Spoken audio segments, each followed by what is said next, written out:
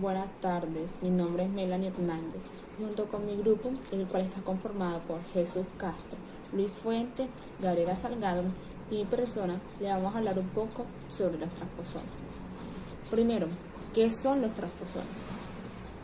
Los transposones son fragmentos de ADN que pueden pasar de un cromosoma a otro sin una etapa de existencia independiente. Además de eso, en algunos casos se extiende el cromosoma y se inserta en otro lugar.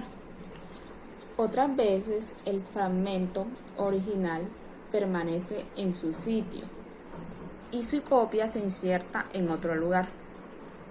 Otras veces primero se copia primero en RNA y a través de una transcriptasa inversa produce DNA, el cual se inserta en un cromosoma. Estos, cuando cambian de posición y abandonan el lugar en el que estaban, en este sitio se produce una deleción o pérdida de base si el elemento transponible estaba insertado. En el interior de un gen puede que se recupere la función del gen. De igual forma, si el elemento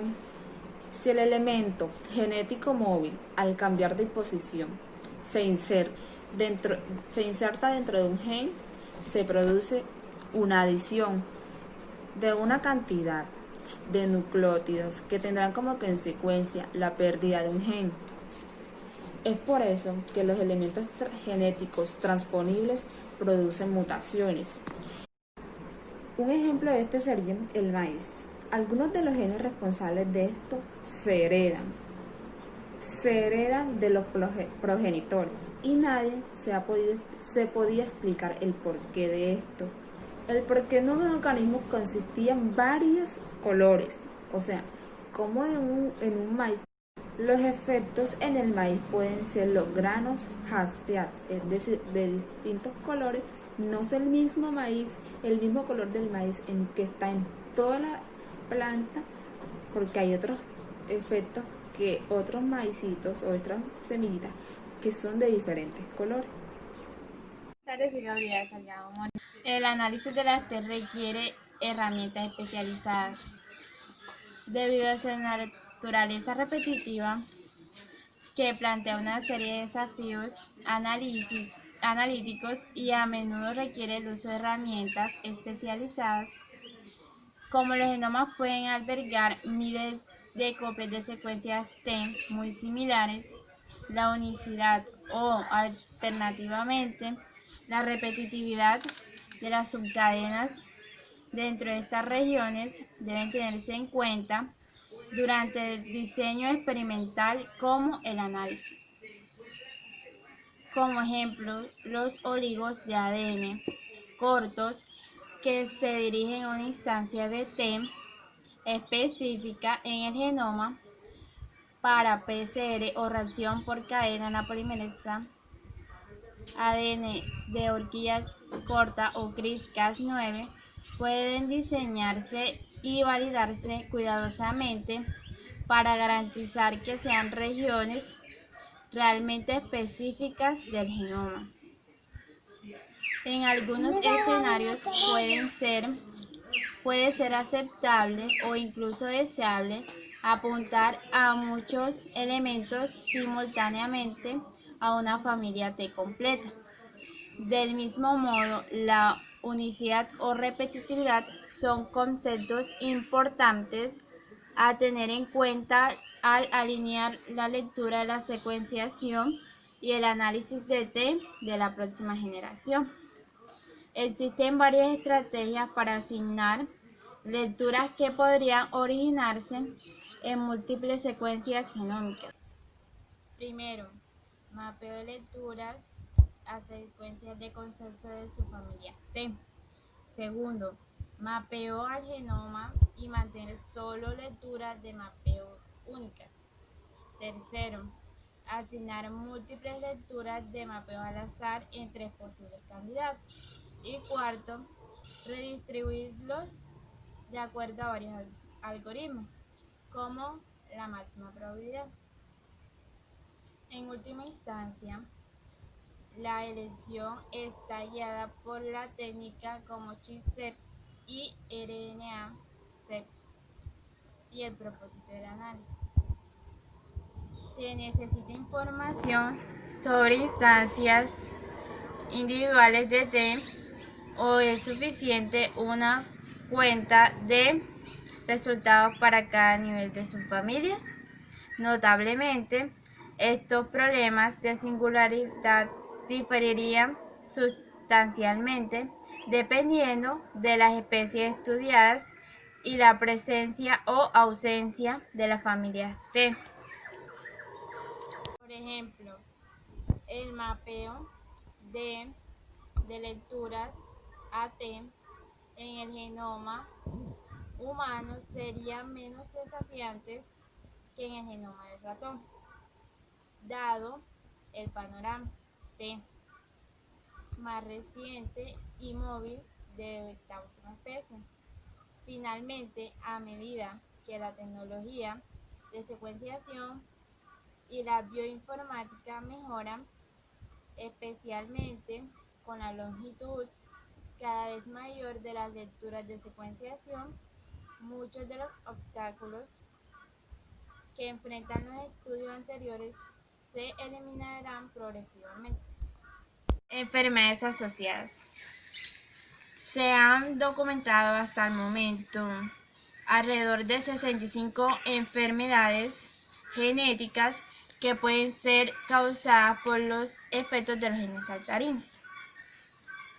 Entre las enfermedades que podrían originar los genes saltarines son la hemofilia, algunos tipos de cáncer, esclerosis múltiple, diabetes tipo 1, artritis reumatoides, lupus, autismo, depresión epigenética durante el envejecimiento y el tumorgénesis. Es un ambiente que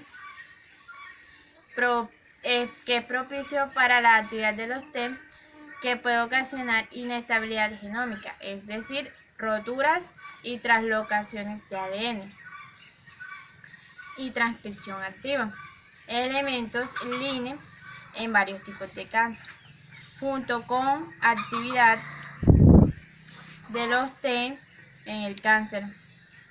También se han identificado T para codificar transcripciones sobre las inhibiciones epigénicas por tratamientos contra el cáncer, es decir, inhibidores del ADN metiltransferasa y la idesacetona histona, inhibidores de la tilasa.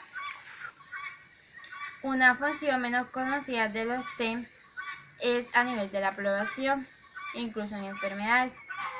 La transposición de T puede generar inserciones orimórficas de los T dentro de la población. Aún se desconoce qué efectos y funciones tiene la inserción polimórficas de los T dentro de una población. Uno de los ejemplos más conocidos es el caso de la hemofilia en los humanos. Diferencias genéticas entre especies. Si los T no aportan ningún beneficio inmediato a su huésped y se descomponen en gran medida de forma neutral una vez insertados, ¿cómo persisten en la evolución?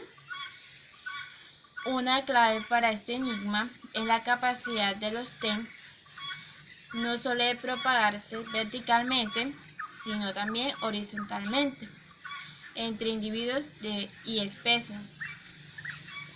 Ahora hay una gran cantidad de evidencia que respalda la idea de que la transferencia horizontal de transposones es un fenómeno común que afecta prácticamente a todos los tipos principales de T y todas las ramas del árbol de la vida. Si bien los mecanismos celulares que subyacen las transferencias horizontales del transposón siguen siendo turbios. Cada vez es más evidente que la movilidad intrínseca de los T y las interacciones ecológicas entre sus especies, incluidas las que tienen parásitos, facilitan la transmisión de elementos entre taxones muy divergentes. Luego de haber realizado este artículo, podemos concluir de características en sus estructuras, mecanismos que utilizan junto con las proteínas que codifican o no, dividen a los transposones en dos clases muy importantes: los de clase 1 o retrotransposones, que son aquellos que requieren de una transcripción inversa a partir de un estado intermedio de ARN o ADN, y los de clase 2 o transposones de ADN, que son los que no utilizan intermediarios de ARN, desprendiéndose de ambas clases otras subclases. Estos constituyen una gran parte del material genético de todos los organismos, desde las bacterias hasta los humanos. Los T se han ido acumulando en sus genomas a lo largo de la evolución, formas como consecuencia de su movilización, promoviendo la inactivación de un gen, moldeando la expresión de un gen, de manera positiva o negativa al genoma en el que se encuentra. Esto ha hecho que los organismos desarrollen mecanismos como el silenciamiento genético para defenderse de las tasas altas de actividad de algunos T. El control de la transposición es fundamental para la supervivencia de los distintos organismos, pero este control no se significa la inactivación completa de los T o de los elementos transponibles. La relajación de la represión de la transposición o las estrategias adoptadas para poder expresarse han podido amplificarse la expresión de esta secuencia dentro de los genomas, pero el mantenimiento y coexistencia de los T en el genoma a lo largo de la evolución es el resultado de la capacidad de la amplificación del transposón, mutagenicidad y el control ejercido sobre este proceso. Múltiples estudios se han enfocado en entender cómo se da el salto de estos T de una especie a otra y las enfermedades asociadas con estos genes móviles en el hombre y demás organismos. Son los grandes retos que trae la bioinformática genética y la biología molecular. Gracias. Bueno, en esta sección de lo que hablaremos básicamente de la parte de un texto que dice que los transposones, al enterarse que fueron considerados ADN basura, y lo que tenemos es que en una época fueron considerados ADN basura y perjudiciales porque al saltar arrastraban con el ADN del genoma hospedador. En la actualidad existen distintas teorías sobre la función de estos elementos, puesto que son muy abundantes, y se ha visto que son una fuente de mutación a tener en cuenta, tal como lo descubrió en sus experimentos en el maíz Barbara McClintock por allá en la década del 1950, por lo que obtuvo un premio Nobel en medicina y filosofía en solitario en 1983, cuando acabaron entendiéndose sus experimentos.